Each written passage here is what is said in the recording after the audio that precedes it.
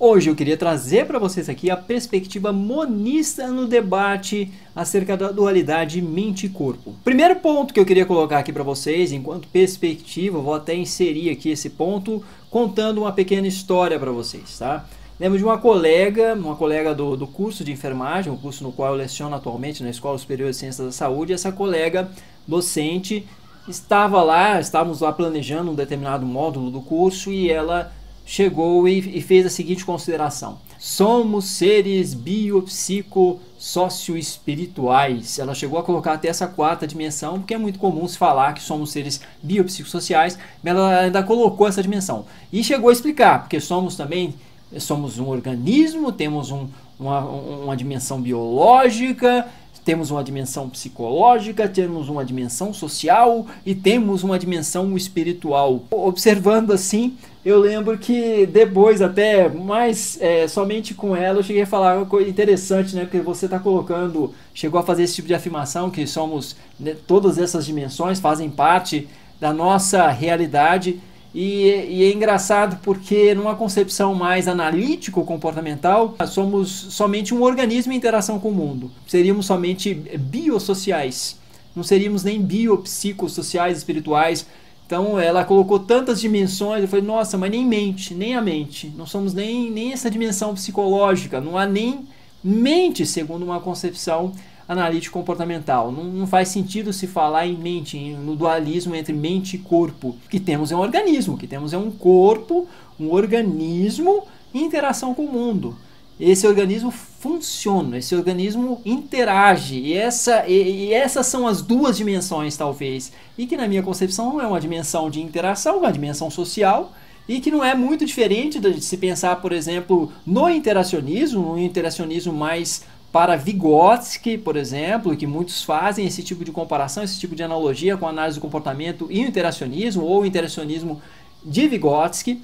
Então, a formação, no caso, existe uma formação social do que chamamos nosso psiquismo. Essa formação da relação com o outro, de como o outro imediato, ou o outro da cultura, de alguma forma, tem um papel forte de determinação no que somos. Claro, obviamente, também aí adotando a dimensão e sabendo que existe essa dimensão biológica também. Então, somos um organismo, tem toda a dimensão biológica em interação com o mundo.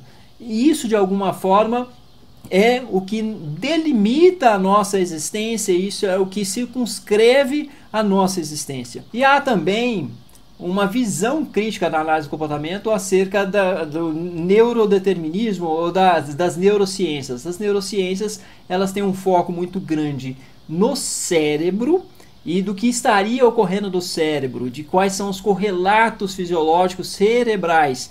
Para a análise do comportamento existem correlatos, obviamente existem esses correlatos, existe essa condição essencial que é a condição biológica, o cérebro é uma condição biológica essencial para o nosso funcionamento e nossa interação majoritária enquanto seres humanos.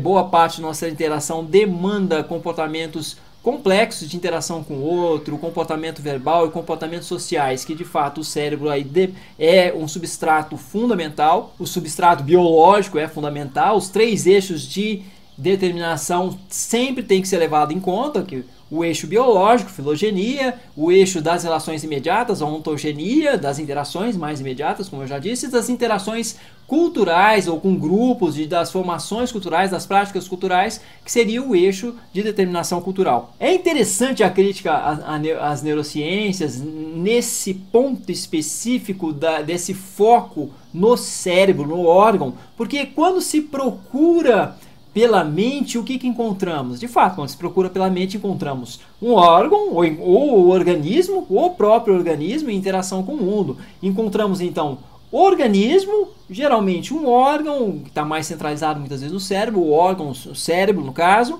ou o organismo como um todo, porque o cérebro não está deslocado do organismo, ele está num organismo que atua inteiro, não é só o cérebro que está atuando, nós temos um organismo inteiro atuando. Quando se pensa, por exemplo, em memória, não faz muito sentido tentar se focalizar sempre a memória especificamente no cérebro, de que existe lá um local onde ela está sendo registrada e tudo, porque a memória depende também de toda uma interação com o organismo, de todo um organismo que está interagindo com esse órgão que é o cérebro. Assim, o cérebro não está completamente deslocado de tudo isso. Isso é importante se deixar claro. Existe um corpo inteiro que se relaciona com isso, que se relaciona também com outros corpos, com outros organismos e com o mundo físico como um todo. Então, quando se procura pela mente, se encontra geralmente um órgão, o cérebro no caso, um corpo, se encontra um organismo ou se encontra interações, comportamento. Você procura pela mente, o que você encontra? Grosso modo, organismo, cérebro e comportamento, interações com o mundo.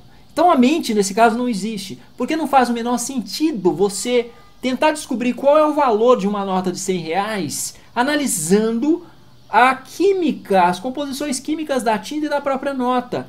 Percebem o que mais ou menos ocorre nas neurociências? Você está tentando descobrir qual é o valor de uma nota de dinheiro, qual é o valor que ela tem, analisando propriedades químicas, físico-químicas ali da tinta, da própria nota. E não é isso que determina o valor de uma nota. Não é isso de forma alguma.